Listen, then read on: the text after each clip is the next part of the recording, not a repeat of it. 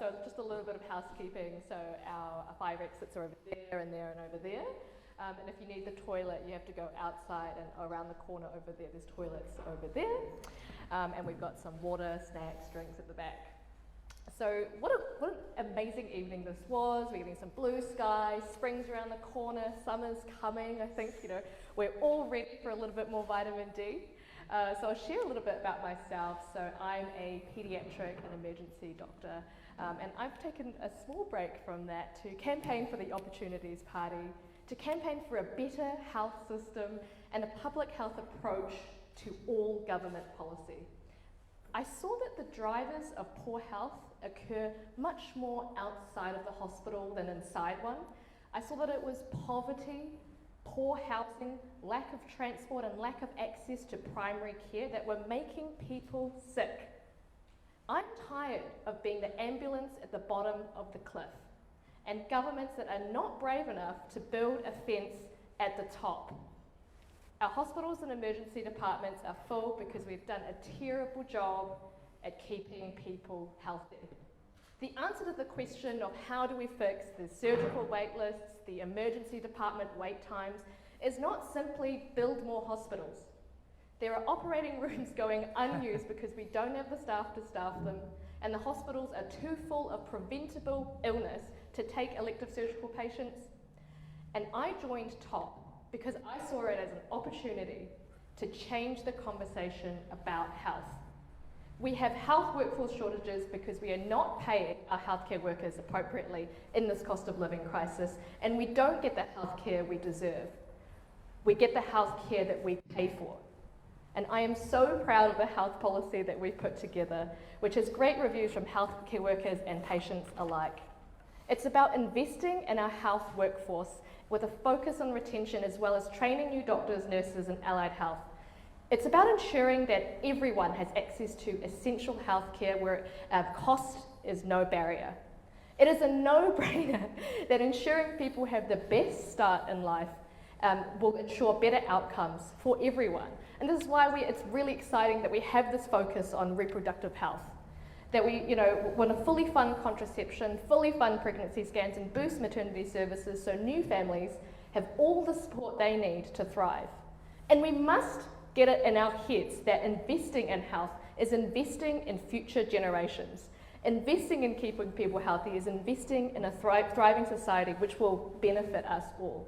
Because everything is health, and health is everything. Investing in health and well-being means that if we don't pay for it now, I promise you that in future generations we will pay for it, and we will pay with interest. But of course, to fix health, there's a bunch of upstream issues we must address also. The Opportunities Party has strong policy on tax reform, affordable housing and climate resilience. And we have the team to make it happen. And I'm delighted to introduce the rest of the Auckland team, followed by our main act, Raf Manji. So, kiaora. Were you going to say a few words too? We should, yeah. As a Hamilton, yeah. And Nina? Thank you so much for coming. This is such a big audience of people who are interested in the Opportunities Party, so it's amazing. I'll keep it brief. I'm the candidate for the Mount Alfred Electorate, which is where we are right now, down the road.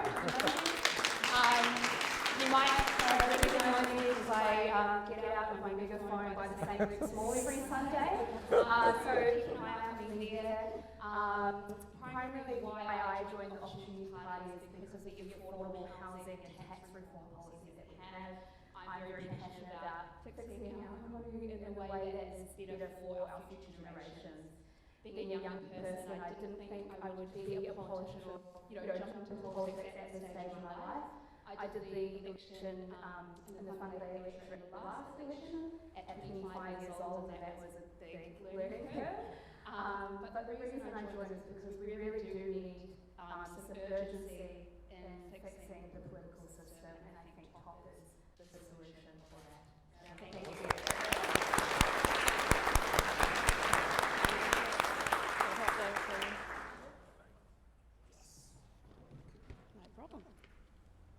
Kia ora koutou, my name is Damien Sycamore, and if anyone doesn't know me, I'm the top candidate for Auckland Central. Throughout the Auckland Central campaign thus far, yes, the mic higher. The amount of people that are talking about cost of living and doing something about cost of living, pundits, parties, candidates, everyone wants to talk about cost of living.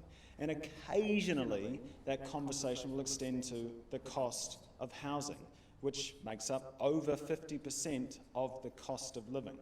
But nothing changes if nothing changes, and the solutions that the main parties and even the minor parties are proposing at the moment are largely what we've been doing for the last 40 years. There's a quote by Machiavelli, which I was super pumped to read out, but I'm not going to. But it basically says that whenever anyone is proposing something new, it's difficult, and the chances of success are low. And the reasons for that is because you've got grounded enemies who are defending the status quo, and you've got lukewarm defenders who may benefit from something new. Now, TOP is obviously out on the front here. We're proposing something that's bold. We're proposing something that is very different. I'm speaking specifically here about the tax switch and the land value tax, both of which I agree with massively. But that does mean we're going to have resistance. And it does mean it's going to be hard to continue having this dialogue with people when that resistance is often thrown in our face. All I really wanted to say tonight is that we've got about a month and a half to go, and we need to stay solid and we need to stay committed, because we all know that Aotearoa with the future starts with affordable housing and making sure that people have got somewhere to live that is warm, dry and affordable. There's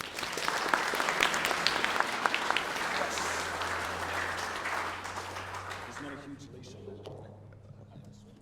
Hi everyone, my name is Abe Gray. I am the candidate for the North Shore electorate in this election. This is my third election for TOP, and I never really fit into the neat boxes of tribal politics, and that's what always attracted me to TOP. And some of you may know me from my cannabis law reform activism career. I've recently opened the Cannabis Museum here in Auckland Central, so I see some fists shaking back there. Feel free to talk to me more about that, but I'm very proud to be representing TOP for the third time, and I think this is, third time's a charm, so let's keep this momentum going. It's a great crowd to see all of you here tonight. Thank you.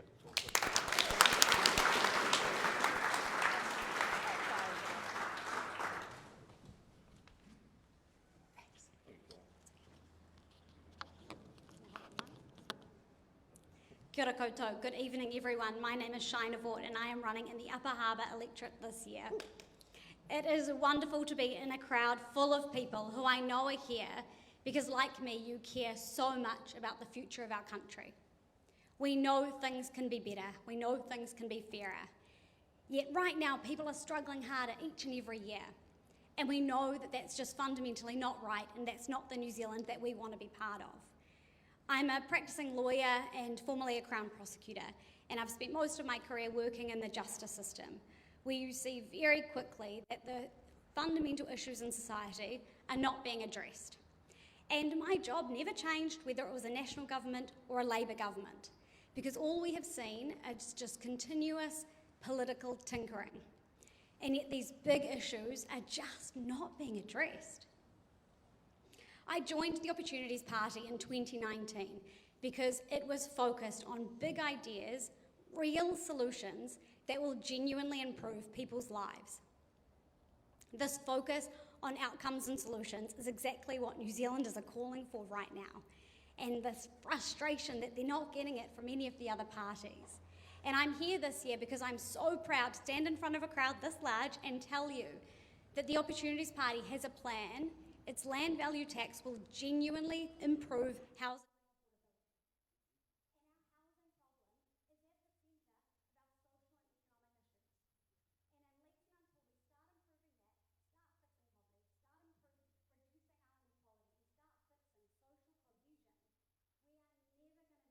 Things like crime, like health, like our poor education outcomes. This is why I'm with the Opportunities Party, because we can have a better future, a fairer future for everyone. Thank you for being here.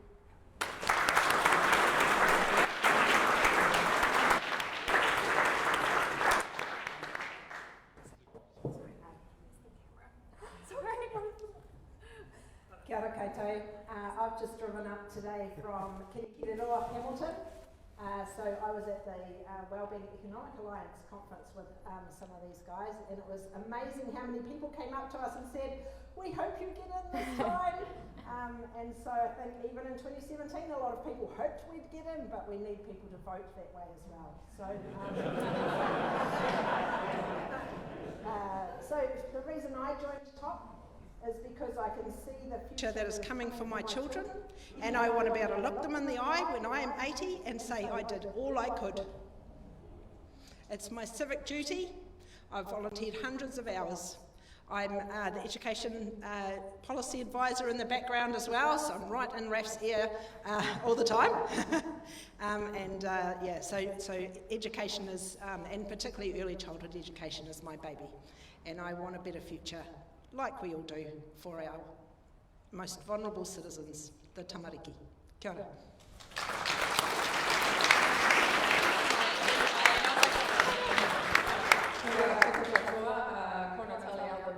I am the Opportunity Party Deputy Leader and the Wellington Central candidate for TOP. I've done that this morning, and it's incredible to be here and see this room and make me really excited and really optimistic. The reason I joined TOP is because I see the growing diverse population that's coming. I see the needs that aren't being met at the moment of our diverse communities. That's all of us. Like, we're all diverse in thinking. I'm not just talking about ethnicity and religion. I'm talking about age. I'm talking about ability. I'm talking about socioeconomic class. I'm talking about belief systems. I'm talking about different groups with opposing views that will never agree. How will we govern? The only way I think that can happen is with cross-party solidarity and maturing the MMP system. And the only party that can do that today is TOP. So I'm stoked to see you all here today, and I can't wait for all your votes on the 14th of October.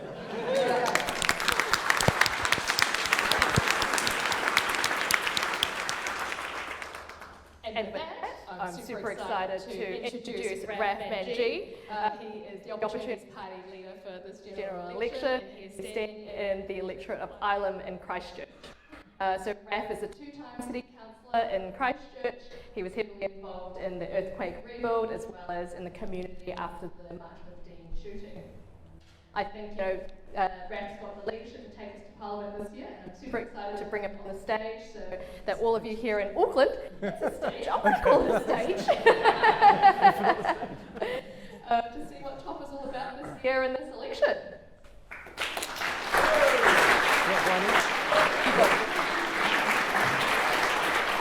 Oh, wow, it's cool.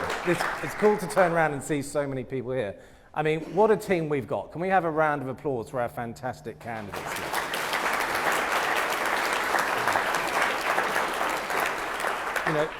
To stand up and put yourself forward in an election these days, takes a lot of courage. The focus, the social media glare is pretty challenging. And, we're in a time of discontent. We're in a time of disengagement. And we're in a time of despondency. And we need to bring a little bit of positivity. And I love our vibe. I love the great team we've got. We've got 13 candidates around the country. Look, we thought about 15 because it's, the World Cup this year for rugby union. But, it's the Warriors' year, so we've gone with 13 candidates instead, right? Am I right? Okay. Go the Wars, up the Wars. But it's a great team, and when you look at some of the specialities we've got, obviously, as Nat said, social cohesion sits over everything. But the issues in health, the issues in education, the issues in law and order, these are all huge problems that we have to deal with.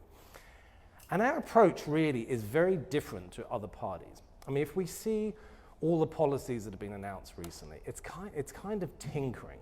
GST or food, yeah, that's quite nice. A little bit of a tax cut is nice, but paid for by what? Foreign buyers buying $2 million homes in Auckland at a huge rate, and that's where we're going to get the money from. There's a lack of imagination. And I think one principle that we have at the Opportunities Party is investing in the future. We hear a lot of talk about back. Let's take our country back. Well, from whom exactly? Let's get back on track. No, we want to go forward. We want to invest in our future, and particularly in our future generations. Because if we don't, there is no future. And that means we have got to make some changes. We know the challenges that we're facing. We hear about them every day. We see them on the news. We read about them. Climate change. It's in our face. It's not going to go away. It's causing huge disruption. The people of Auckland have felt that sting this year with the flooding and up on the East Coast. That's going to happen more and more regularly. The issue over housing costs, that Damien is banging away on, particularly in Auckland Central, for our young people. We tell them, go to school, and we know they're not all going to school for reasons of income and poverty. Do your homework, eat your broccoli, get a job, and you'll get married, have kids, whatever. That was the old social contract. Now it's get 2 jobs, get one of your kids to go and work at the supermarket in the evening, and then they don't go to school. And it's still not enough to pay the bills. So something has gone badly wrong. And one of the stats that I like to look at is the increase in house prices. The last 20 years, give or take, 450% they've gone up. Now, does that make any sense to anyone when wages are not rising at that rate? How can people keep up with things? So we've put together a range of policies. I won't go into them in too much detail, particularly the tax stuff. But obviously the teal card is a big one. And I pull it out because I've always got, no, not that one. Have I got, I've got a teal card here. There it is, teal card. And as we say, a gold card for young people. Essentially, we're making a commitment to our children. We're saying we are going to invest in you. We are going to make sure that you have healthcare that you can access. That includes dental care, and that you're going to have public transport that you can use, which now National is proposing to cut, because we want people on public transport. Now, does that mean that older folk have to get out of their cars? Well, no, it doesn't. We still need roads, and we're still going to have electric vehicles, and people still need to get around, but we want to build the scale that we can get with public transport. Auckland's lucky, it has got some trains. Wellington's got a few. We've got nothing in Christchurch. Nothing. It's really bad. And actually, Christchurch probably had one of the best rail networks in the country back in the old days.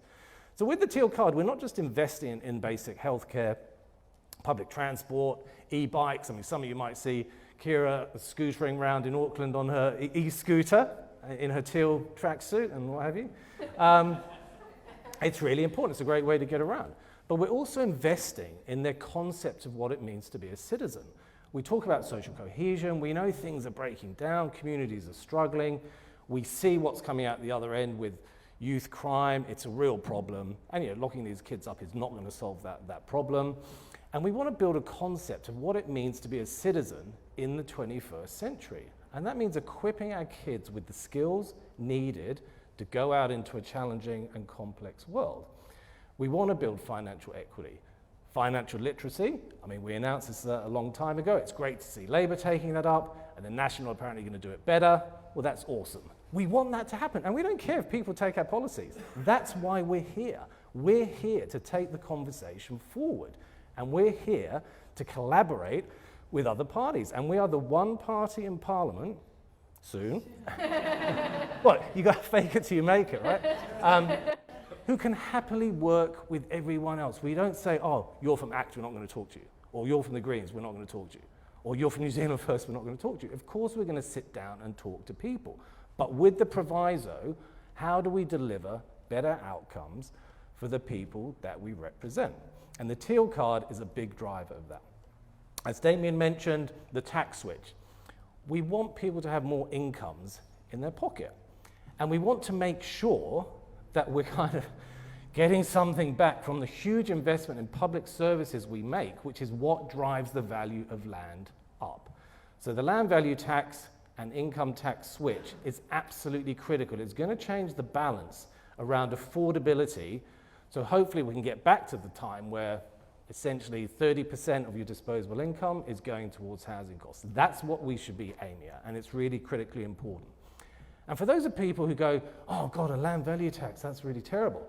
Well, I can tell you it was brought into New Zealand in 1891 by a Liberal Premier, Sir John Ballance, who also brought in progressive income taxes, because actually it's probably the fairest tax out there. And it's been very disappointing that Labour has not addressed this issue 6 years in government, and they've done nothing about our tax settings, because it's really critical. It drives investment and it impacts people. Obviously, climate is another big issue for us, and we've taken a very pragmatic approach to this. What can we do? We know what's happening overseas, we know where global emissions are going, we have to do our bit in terms of decarbonisation. We've gone for some very simple policies, such as electrifying our urban bus fleet, because that's absolutely critical. We think we can do it by 2030.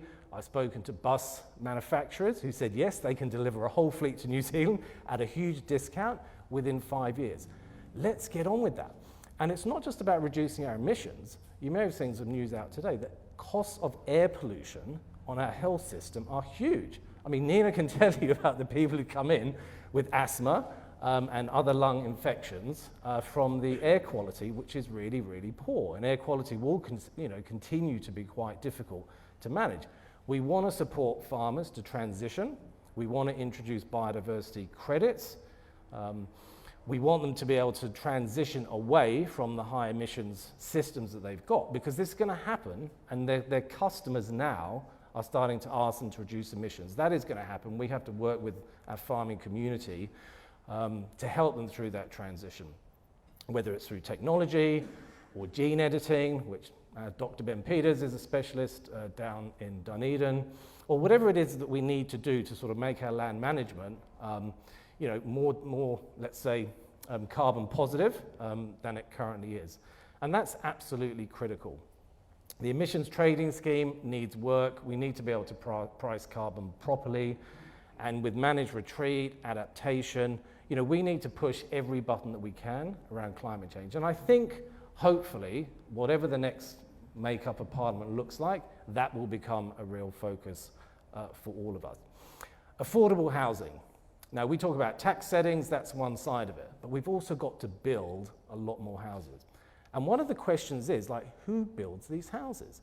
Now, we've had a close look at this, and actually the community housing sector is outbuilding kiaora.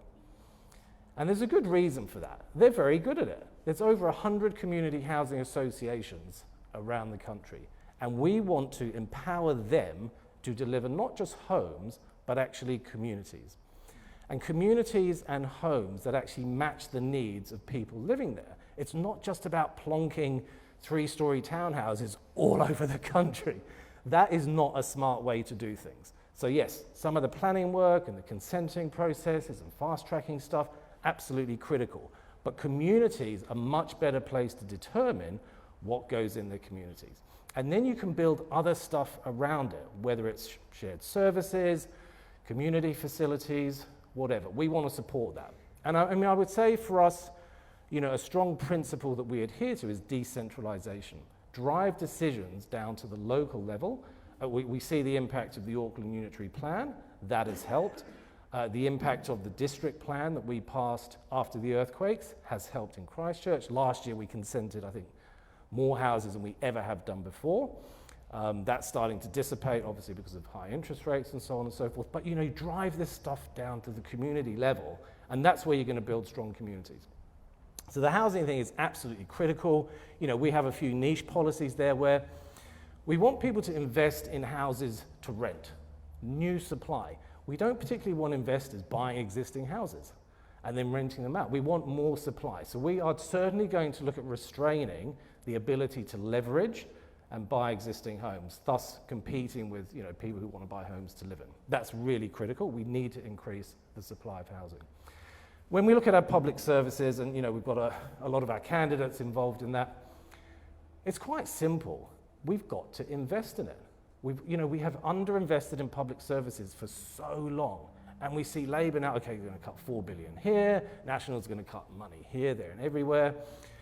And you do worry, because if we don't have enough nurses, or doctors, or teachers, or fire people, or ambulance people, or police, we're not going to be able to deliver the basic standard of living that we actually all want.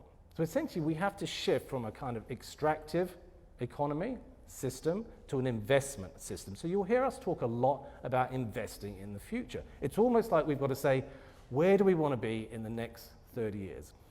And how do we get there? What does a good community look like? A place where kids go to school. They live in safe, warm houses. We don't have a lot of crime. I mean, we're never going to get rid of it completely. We have communities which people actually like to live in. People can get about nicely. And we have a vibrant economy where we invest in entrepreneurship, in innovation, in technology.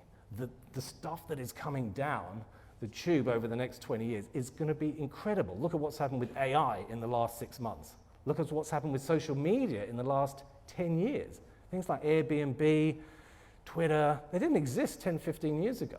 So technology is moving at pace, and that is a great opportunity for New Zealand. We are a long way from everywhere else. We can attract talent. We do need to be a talent attraction nation. Paul Callahan talked about it like 10, 15 years ago. We haven't done a lot about it. We need to be a place where people can feel like they can come to create a new, prosperous life. So I think if we can offer a different story to people, to say we are about investing in the future, we are about working collaboratively. We don't think we've got all the answers to everything. We've got a bunch of candidates and we've got a whole team behind them who are smart, who are committed, who are passionate, are willing to work with other people. We think there is a chance that we can dig ourselves out of this hole that we're in. But we need to set course very quickly. We need to sell a vision, particularly to our younger people, that there is something to work towards, there is something to hope for, and there is something to strive for. And we don't want all our kids leaving and going to Australia, which is what I hear again and again and again. New Zealand has everything that any country could wish for. Almost limitless supply of potential energy, water, food, land. And it feels like we're making a hash of things. And it's because we don't have our settings right. So if we're going to move to a prosperous, more sustainable, more cohesive society, we've got to invest in it, and we've got to invest in it together. I hope you will join with us in that vision. We need your support to get into Parliament. We can't change things if we're not there. So please support us, get behind us, spread the word, and the world, and vote for us on October the 14th. Thank you all so much for coming. Let's do it.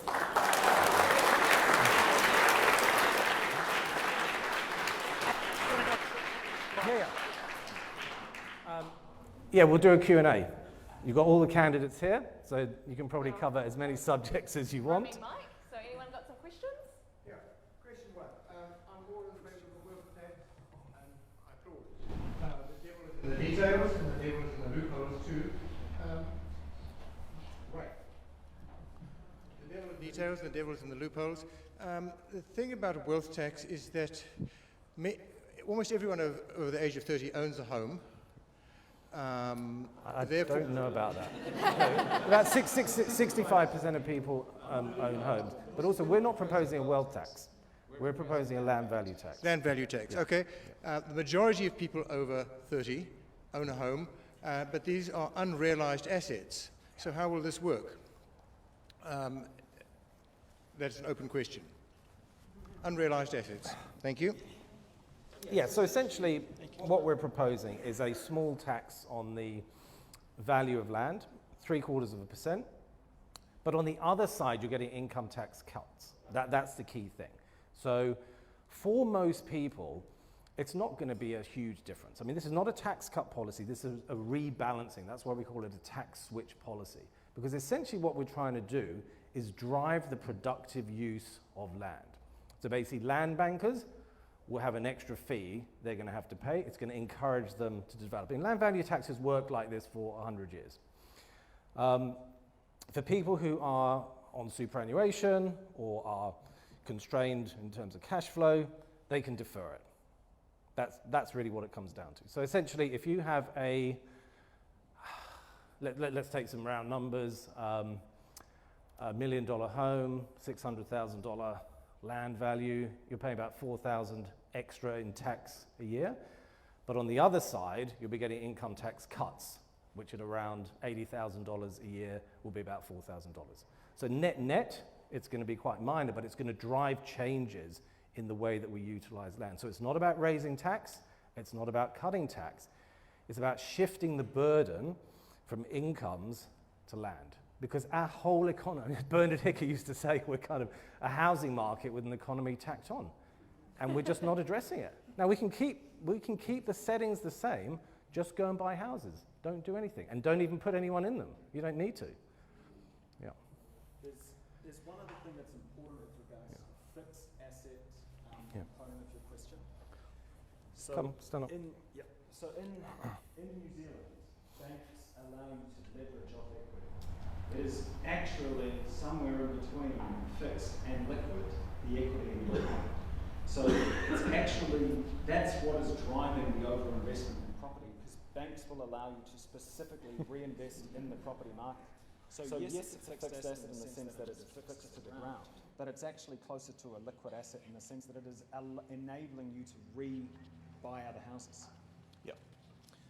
I mean, look, when I moved to New Zealand in, 2002, and I was looking at making some investments, everyone would say, oh, well, why don't you buy rental property? I'm going, well, why would I buy rental property? I mean, in London, it's like, why would you buy rental property?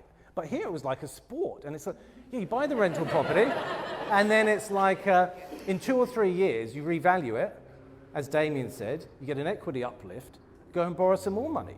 I mean, our whole housing market has nothing to do with wages. It's a leveraged asset. Now, that is known as a Ponzi scheme in other markets. And the one reason New Zealand can get away with it, which is why some people think, why don't we keep doing it, is because we've got a fixed amount of land and people like to come and live here.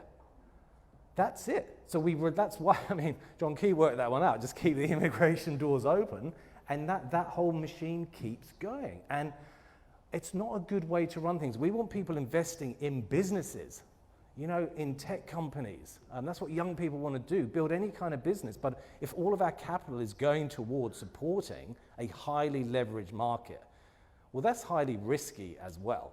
And we're starting to see that in some of our sectors. You know, the dairy sector has got a lot of debt. That's also got some exposure. So we want to diversify our investments. So it's not saying that we don't want to invest in agriculture or that we don't want to invest in housing. We want to invest in new housing. So we want to support people to build new houses because we need them. But yeah, we've got to be very, very careful in terms of our exposure. With the land tax, does it only apply to residential or is it for commercial and agricultural land as well? Yeah, very good question. So initially it's just for urban residential land because that's where the issues are in terms of affordability. We would like, I mean, and it should, from a theoretical perspective, apply to all land, but particularly so all urban land, which includes commercial land. The reason we've left that out in phase 1 and rural land as well is because of zoning issues. So if you were to say, okay, include commercial land, they would say, well, this is only zoned for commercial. There's nothing else that we can do with it. So we would certainly like to see, and this is what I was trying to get to happen in Christchurch, is mixed use zoning everywhere. Then we will get much more efficient use of land. I mean, you might get supermarkets where you've got housing above, like they've got in Sydney. You might have a supermarket with a library on the next floor and then 3 or 4 levels of apartments. At the moment, we can't really do that. So our zoning systems need to be more flexible. Yeah, but that's a good question. But we certainly would like that to be extended.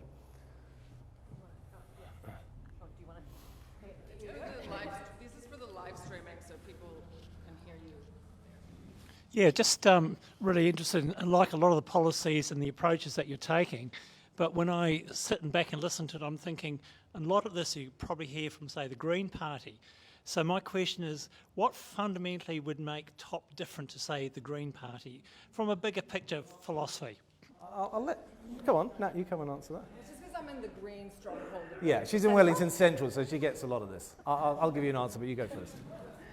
Sorry, I was just about to answer. I am in the green stronghold in Wellington Central, and the biggest difference is our understanding of the importance of cross-party solidarity, and you can't really underestimate that. So the Greens, even though our policies are kind of similar, I think the land value tax is way more effective than the wealth tax.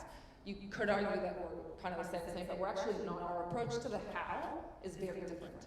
So we understand future focus, we understand collaboration and leveraging the public service in a way that I think the Greens haven't yet. And I think they're governing in the way they're campaigning, and they haven't quite understood how to govern to leverage the whole system in the way that we are focused specifically on. That's my 2 cents from being in Wellington Central Greens. Yeah, I mean, you're right. I mean, the wealth tax, when I speak to young entrepreneurs who might be sort of greeny type voters, i.e. they care about the environment and climate change and transport, they go, I'm going to Australia, you know, because we don't want to tax the productive part of the economy. And that's the problem with the wealth tax. I did tell them, don't go with the wealth tax. I think we could get a land value tax across the line. Even a capital gains tax would have been simpler. I think probably our biggest difference is probably more on the finance and economy side. I think the Greens are a little bit weak there. I think they come across a little bit as anti-business, anti-farming, anti-creation, and we need a productive economy, and I think we're a little bit more focused around the financial realities. And look, I mean, I voted Green plenty of time over the years, and I just think we need a strong party in the centre, a teal party, if you like. And I've had conversations with some of my friends in the Greens to say, why don't you come and join us? And we will build a strong movement in the centre of politics that can work with whoever other parties are, whether they're majority or minority governments. And the Greens have chosen to put themselves out there. And they get treated like crap by Labour. I mean, it's really embarrassing when you see what they do. Labour just cuts things and doesn't even bother to tell them. I mean, that's appalling. I would have told them very strongly worded language to, take their agreements and see you later. They haven't, so they kind of roll over. So I think we're missing, we need a strong voice in the centre. So that doesn't mean we don't share outcomes and approaches with other parties. Of course we do. So, we're a party that wants to build a strong centre. I see Mr. Wilson over there scribbling away, and it reminds me of, Simon, you'll remember in 2017, the book you edited, the Journal of Urgent Writing. I think we both wrote essays, and there were other essays talking about this kind of sense of what we need in politics is we need a strong centre, because we need people to agree with each other in terms of where we're going to go. If we end up with two polar opposites, Greens and the ACT, fighting with each other, that is not healthy. It's not healthy for our society, and it's just not going to be healthy for the outcomes for our children. So we need a party in the centre who can actually have a sensible conversation and doesn't come out in hives every time they've got to sit down with someone from a different party. So that's probably our key difference. Raf, a question about getting into power rather than the policy. So, the problem for TOP for the last few years has been at 2 or 3%. It's seen as a potentially wasted vote. So could you tell us about the Ireland electorate and how that's going, and how you see that as the way that you actually make this happen?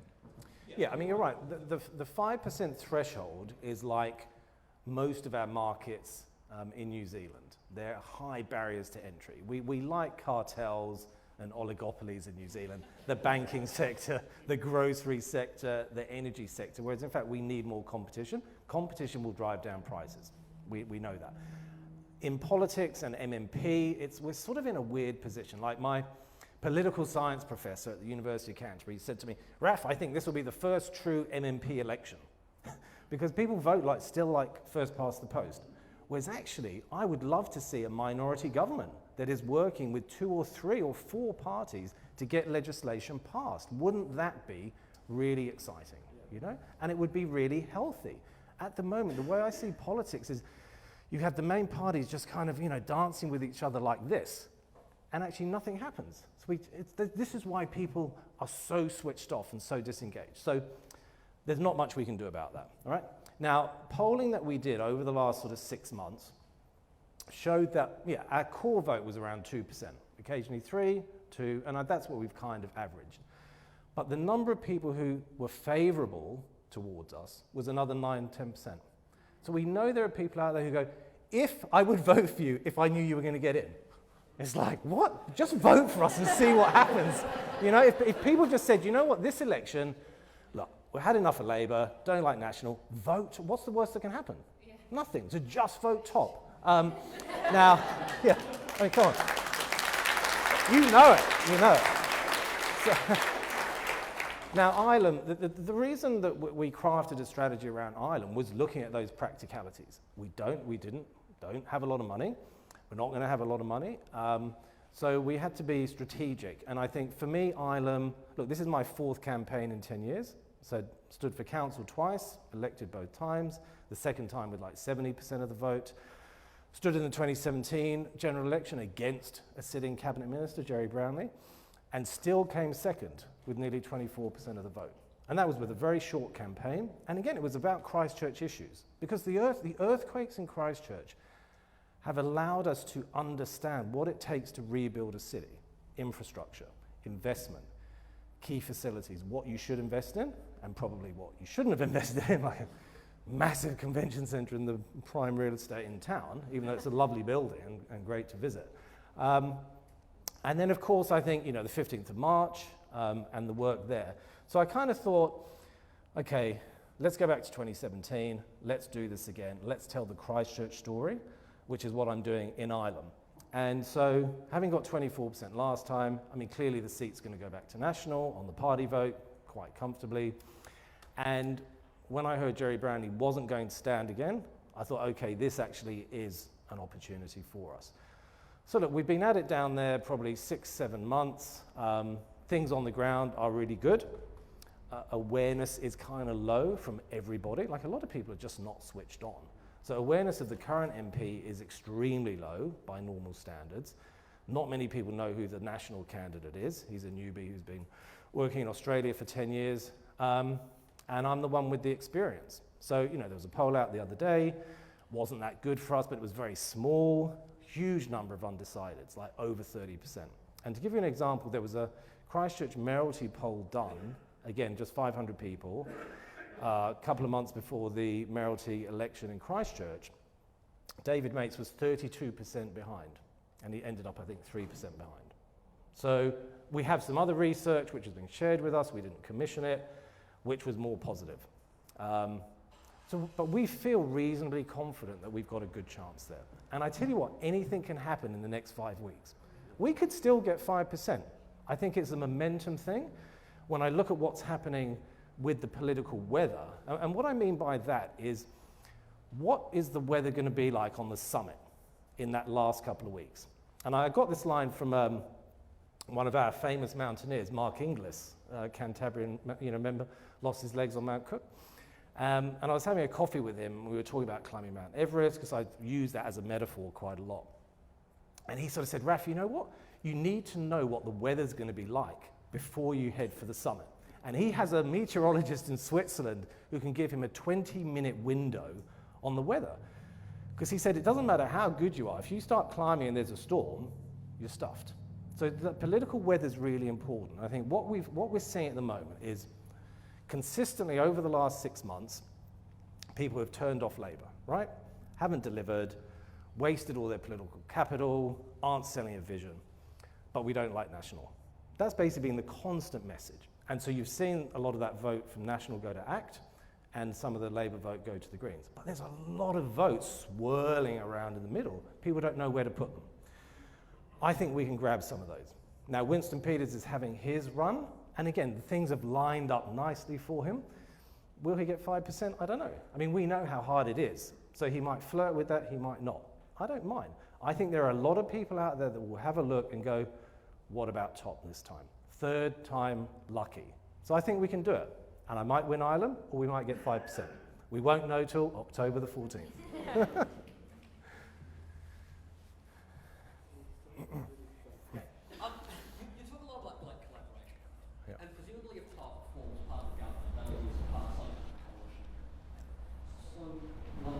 Not necessarily, no. Okay. Well, I mean, my question is going to be, what kind of policies do you view as top line, and what do you view as negotiable? No. I mean, I think, look, our position has been that we will be on the crossbenches, whatever happens. Because I think for a new party, a small party, and particularly the way we want to operate, we don't need to be part of government. We don't need ministerial positions. I mean, we want to get our feet under the table and build out for 2026. And I think the way I operated when I was on council was very much as an independent. It's like, what problems needed to be solved, like a $1.2 billion budget hole, a $1 billion insurance claim, and so on and so forth. And I just focused on solving those problems and speaking to anyone who was going to help solve them. And I think we will take that approach. Now, if our votes are needed to form a government, then obviously there'll be some negotiation, hopefully, around that, because that's what governments like to do. The teal card is probably our biggest focus, because actually you can introduce that in stages. It's really the technology platform behind it that is the key. The thing about the tax switch, I think we could persuade governments, whoever it is, to look at it. Labour should look at it. National has a policy around infrastructure of land value capture. Now, they don't like to talk about it. They've taken the land out of it. They call it value capture because no one knows what that means. It's land value. It's exactly the same. What they're saying is that when the public invests in key services like roads, hospitals, schools, the value of your land goes up. That's what Henry George worked out back in 1869. So land value capture is a mini land value tax. Now, there are lots of ways of doing that stuff. We're going to look at, probably we'll release next week, because I always like to give a policy out when I'm just yabbering, a switch to land value rating for local councils, because that will take care of the land banking. So you can kind of split this thing up, and if you're imaginative about it, and then you can have a land value tax on realised gains, which is actually a capital gains tax. So there are lots of ways of slicing this, but if you sit down at the table and talk to people and say, well, how would you go for this? Would you go for that? At the moment, if somebody even mentions tax, the other side goes, hey, they're talking about tax, quick. And then they go, no, we're not talking about tax, we're not talking about tax. And everyone knows they're talking about tax because the public servants were all talking to each other, and everybody knows that. And that's what we're reduced to. Not, okay, is that a good idea? That's what we need to shift. When I talk to young people, they go, why do they do it like that? I don't know, because they're desperate to keep power. And that's where kind of the inability to stand up and advocate for your positions has been lost a little bit. And a lot of it's the 24/7 news cycle, because it's headline, headline, headline, clickbait, clickbait, clickbait. And people they can't sort of get through that. It's a bit like standing in the surf. Sometimes you just got to let the waves hit you till you get out to sort of calmer water. So I hope that answers your question. Thank you. Carmen. Well, I'm from Spain, but I lived in the South Island for 25 years until COVID came. So I had no job. I am a tour guide, and I decided to come to Auckland, which everybody thought that it was quite crazy to come to Auckland. Yeah, when you've lived in Christchurch. Yeah, exactly.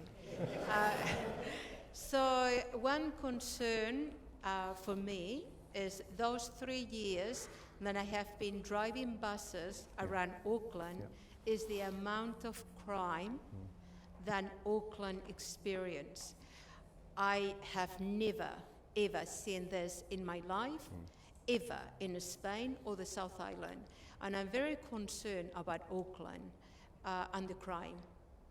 Yeah, I mean, it's noticeable. I mean, when I've been visiting Auckland over the last 18 months, always staying in town, it's a different place. Now, could you repeat the question? Oh, yes, sorry. So the question is about crime in Auckland. So Carmen has lived in the South Island for 25 years, been living up here the last 3 years, working as a bus driver, and has been kind of horrified by the level of crime in Auckland.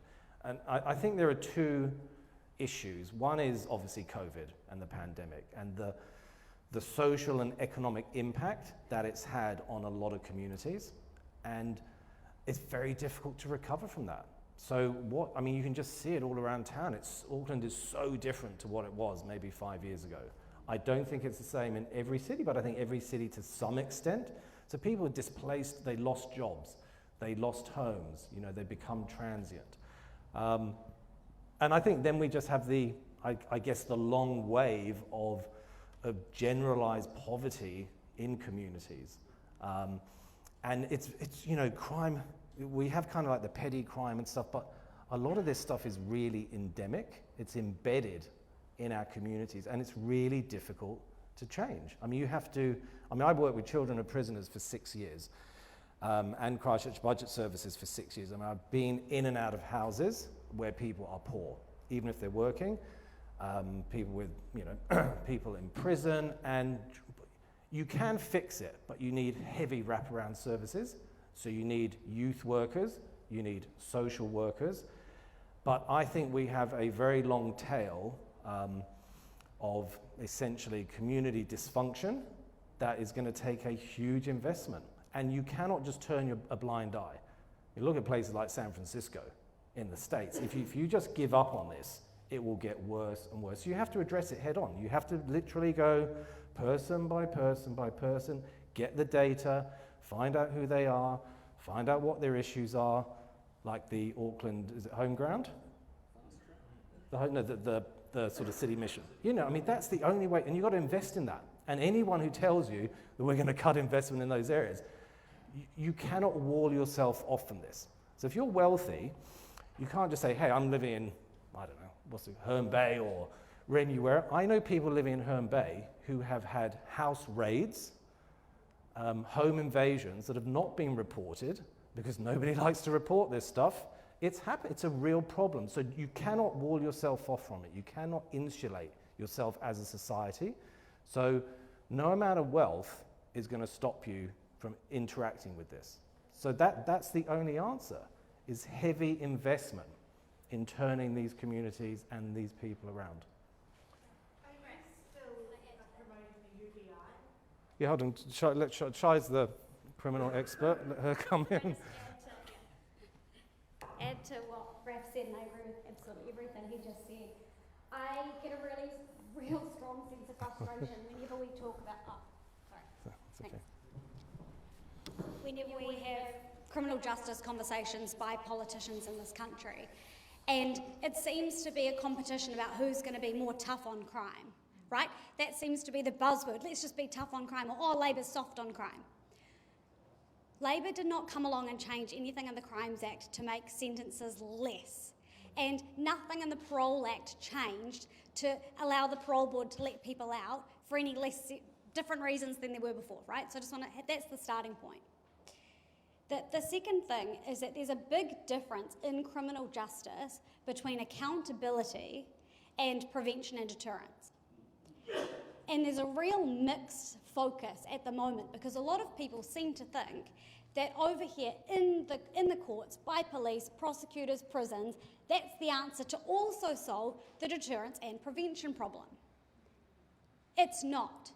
It is about accountability, which is critical, right? It is absolutely critical, but let's not pretend it's going to do more than that. Let's not pretend it's anything more than a quick fix if that person is imprisoned, a quick fix to get, or however long they're in prison for. You still, in that moment, in that sentencing, have done nothing to deal with these underlying drivers. I wish as a country we were having the conversation that Raf just gave you in his answer, a broader conversation around this, actually how we fix this problem. Let's stop talking about tough on crime or soft on crime. Let's go, how do we prevent it? How do we get in and look after these people's lives and actually stop them getting in the criminal justice system in the first place?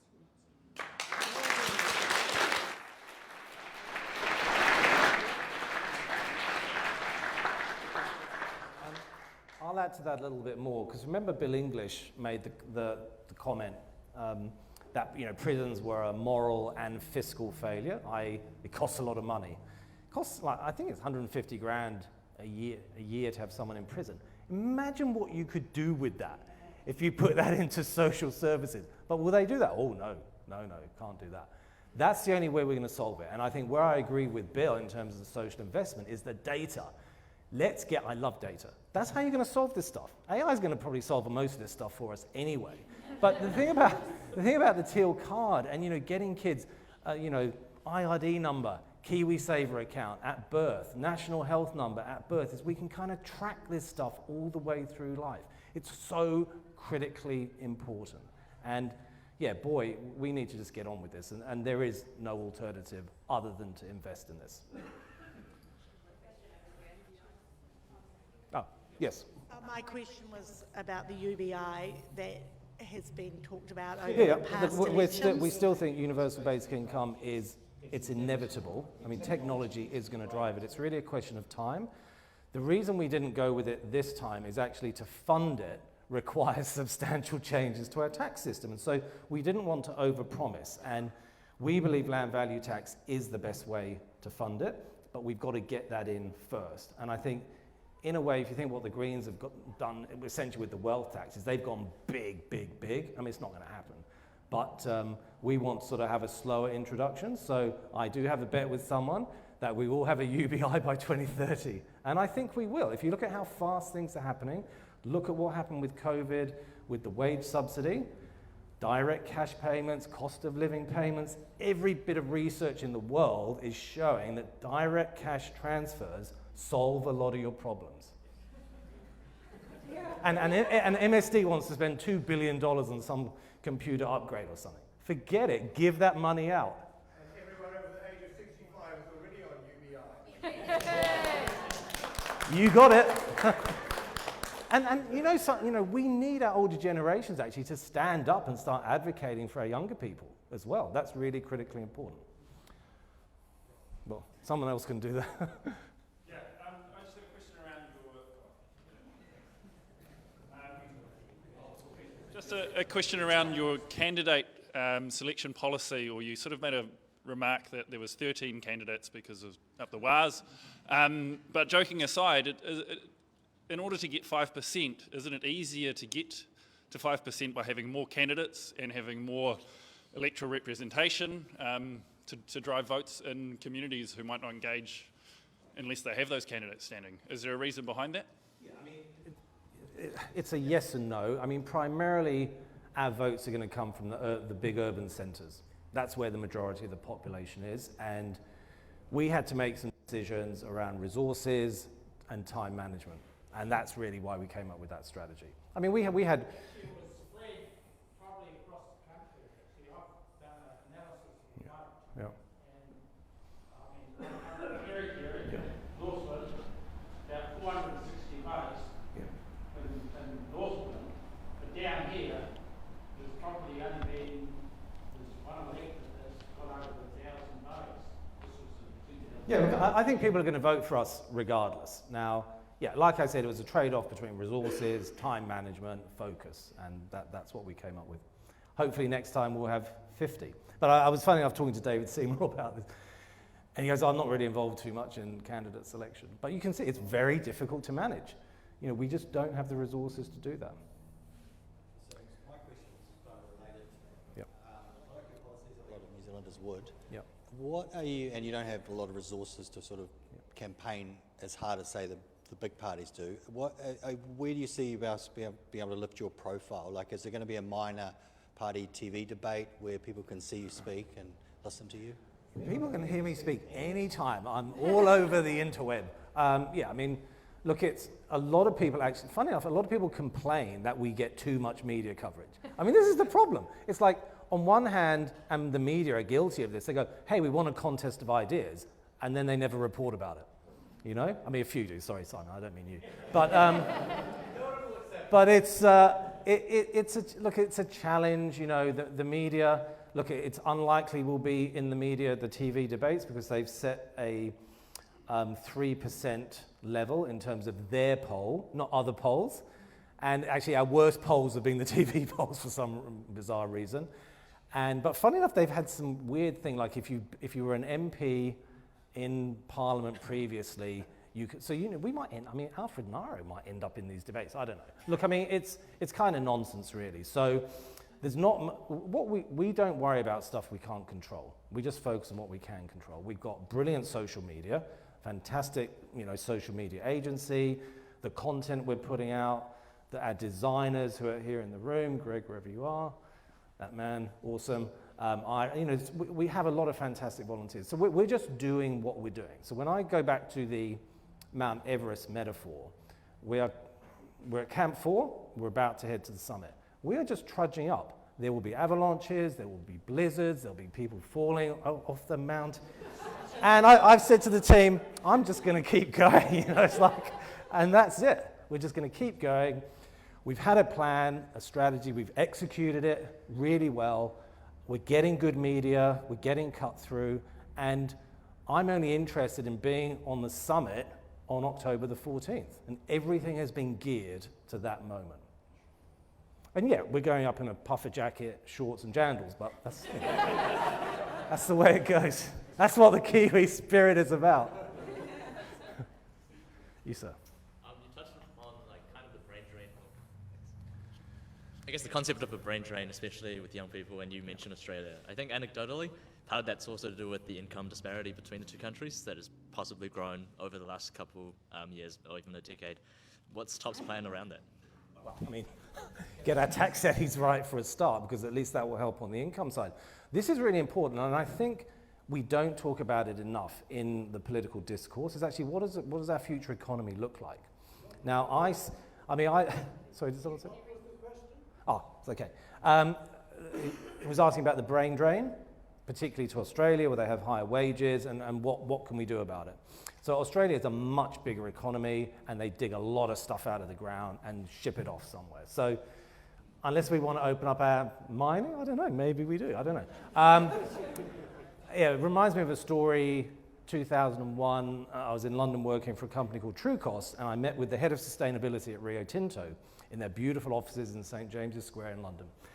And the person I was meeting, she said, I was talking to her about mining, particularly in places like West Papua, and she goes, oh, Raf, you know, when we go into mine, we leave it in a better place than we found it. And I said, well, show me. If that's true, then good. But the evidence suggests that's not the case. So theoretically, it's possible. But anyway, they have a bigger economy. I think they've done a better job engaging, particularly in Asia, the relationship with India. They have put a lot more effort into it. I think our approach often to our economy and our trade is very transactional, because we have just got so used to basically just shipping out milk powder, logs, dead sheep, and it's all extractive. You know, we haven't added value. Australia are a lot better at that. And so they've got a bigger economy, they're more attractive. Their tax system is not far from what we're proposing in terms of tax rates. So someone said to me, oh God, you're putting, a top rate of 45% over 250 grand. I said, oh, yeah, Australia's got that, so people don't know this stuff. So they're a more prosperous country than we are, and we've got to kind of change our game. So I remember I won't say the town's name, I remember driving through this town somewhere, and I said, geez, you could drop Singapore in there and you wouldn't even notice. We have so much land and space in this country. We have a fantastic rail corridor system, which has been there since the whenevers, where we used to run trains all over the country. If we say, right, our population should be 10 million people, where would we put them? What sort of businesses would we generate? That's what I think we should be doing. Getting human talent here, I think, is the critical thing if we're going to grow this economy. Otherwise, we're just going to end up being like small scale. And people will come here to retire or get away from climate change. But we have opportunities around that. So that's the answer. That's the only answer. We can't magic stuff up. We've got to create it. Okay, a couple more questions. Evening. Thanks for coming up to see us.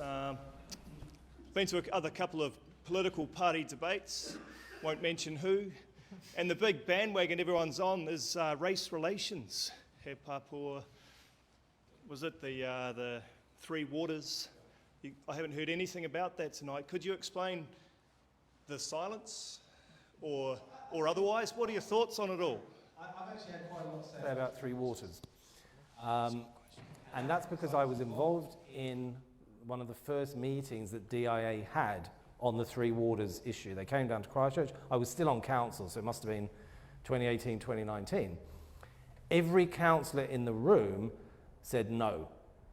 So this is the Three Waters thing. And I said, as I tended to do, what problem are you trying to solve here? We have just repaired underground water infrastructure with a nearly $3 billion spend over the last 5-6 years. I can give you chapter and verse on water pipes, asset management, insurance, the whole 9 yards.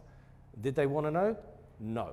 Because Wellington, which is a huge problem, apologies to my public servant friends, they basically decide these things at a centralized level and then go and consult with people, but they've already decided. So Three Waters actually is a bad policy in terms of trying to achieve what we need to achieve. And when I looked at the discourse, and I remember the PM getting called on a question around balance sheet separation, and it was clear to me nobody in government knew what that meant. The Prime Minister certainly didn't, that's the previous one. This one probably doesn't either. And they just kept going, oh yeah, we need balance sheet separation. Well, as a former financier, I can say that was a load of crock. You don't, because actually, you have balance sheet separation with kiaora. So basically, kiaora borrows in its own name and pays a higher rate of interest for it. And they're now borrowing back on the Crown balance sheet. Why? Because it's cheaper. And because the lenders have decided they've lent them quite enough money, even they know it's got an implicit government guarantee. And so you had the Prime Minister saying this at the same time this was happening, and it just showed they had no idea. We need to do great work around our water infrastructure. It's a funding issue, nothing more than that. The other issues, it's not, our focus is around getting this economy and society back on its feet. So yeah, it's not something we've been particularly involved in. We're a pretty diverse group, multicultural group. Yeah, our focus is actually building a society that is cohesive and serves everyone. So yeah, it's just not something we've got involved in. Okay, one more question. Madam, thank you. Okay, two more questions. You can have the last one. When you're talking about Australia and the brain drain, it only occurred to me that the unions are really strong in Aussie, and they look after everybody. So could we maybe just tap into the unions here and talk to them, and they can talk to their community to come and support TOP? Because I'm really into the union. They've helped me, so yeah. That's a really good question. There are probably two structural issues, I guess, that are slightly different between Australia and New Zealand. Australia has always had a strong union movement, so that probably has been why they've had higher wages. You remember the days of Bob Hawke and Knock a Beer Back Mate and holding cars and all the rest of it. But also the way they handled their superannuation, that has had a huge impact as well. And one thing that, again, we will probably suggest in the next couple of days is we need to up our contributions to KiwiSaver. It would have been a much smarter move than jacking up interest rates. You want to take some money out of the economy to get people to save more. You know, so it just feels like we've got, I don't know, I think because New Zealand had so much easy living from its primary industries in the 20th century, and then it had the slash and burn of the 90s, and we're kind of, 20 years down the line, we're reaping essentially the outcomes of those policies. So you're right. I mean, strong unions would probably have ensured better wages for our key industries. And yeah, they were, I guess, kind of slightly disemboweled over the 80s and 90s. And yeah, we're in the situation we're in. We're basically, all the money's gone to housing, hurrah, you know, great. Thank you, but thanks for the question. And you, sir, last one of the night. So, not really on any of the main topics, but one of the things you mentioned was sort of civic engagement and civic mindedness and civic cohesion, and I guess you sort of mentioned that in your original spiel, but without any particular policies or anything like attached to it. It was just sort of a general vibe, so if you got anything particular in there. Yeah, well, we like good vibes. Look, when we look at our, let me get this damn thing up, the teal card. So this has a new national civic service model in there. Now this is an issue that a lot of countries are grappling with. Some countries have military service. France looked at compulsory military service. The army didn't want to know. They're now introducing compulsory civic service for a year. Lots of other countries have had this over the years, Peace Corps in the States. This idea really came out of the Student Volunteer Army. So after the earthquakes in Christchurch, the students came together, Sam Johnson and the team, and they did incredible work. And I was out there shoveling with them and delivering chemical toilets and all the rest of it. And I ended up becoming the chair of the Student Volunteer Army Foundation for the kind of 2 to 3 years after the earthquakes, and trying to work out what the legacy was, if any. Because often sometimes these things happen and then they sort of disappear. It was a one-off thing. But we kind of thought, what came out of this was so powerful. What can we do with that? So we started to build a kind of pathway for getting it into schools, working with corporates, and you will have seen over recent years doing things like almost like a kind of Tinder for old people, going to visit grandparents who don't have relatives in their city, doing the shopping for them during COVID, and obviously in the Auckland floods and East Coast. There's an Auckland SVA. They've been doing great work. The SVA at UC, University of Canterbury, is the biggest club on campus. So that is a 10-year legacy, which is pretty cool. And what it is, and what it does, is it shows people that engaging in your community in some way is a very positive experience. And what is great about the club, and I did a talk to them recently at an event, and when I looked, so basically it was about this size, about 150 people. It was so diverse. And the reason that it's attracting diverse people, I say, basically very mixed communities, is because there's no drinking involved. So it's not like NSOC or whatever, for those of you who remember NSOC. So actually it's an easier place to engage. So if you're like a student, it's somewhere where you can go and hang out with people and do stuff, whether it's planting trees or cleaning stuff up, whatever. You get that kind of, that intrinsic and extrinsic feedback, which is really important. Now, if we think about the challenges that we're facing around conservation, around civic literacy, around community engagement, around collaboration, a kind of civic service model, which is what we're proposing, is absolutely critical. So that is a policy that we're proposing. And interestingly enough, young people quite go, oh, that's kind of interesting. Older people love it. And because a lot of them go, oh yeah, I remember when I was in the cadets thing and doing that thing. You meet people, you engage with people, that builds social cohesion. That's what we really need for the future. So I'm really passionate about that policy, and I think it's really critical. And on that note, since we're talking about social cohesion, that's what this election is about, really, when it comes down to it. What kind of society do we want to create and build and invest in for the future? And I think, the policies that we have proposed, yes, they're all good. We've got loads of smart people.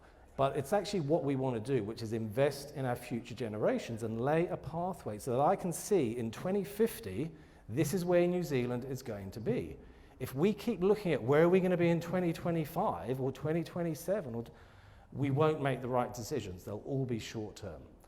So I hope you will all get behind that, spread that message, talk to people about it. This is a critical election. We are at a tipping point, and we all need to get behind the change, or it ain't going to happen. So thanks everyone for coming out tonight. Great to see you. Go forth and spread the message.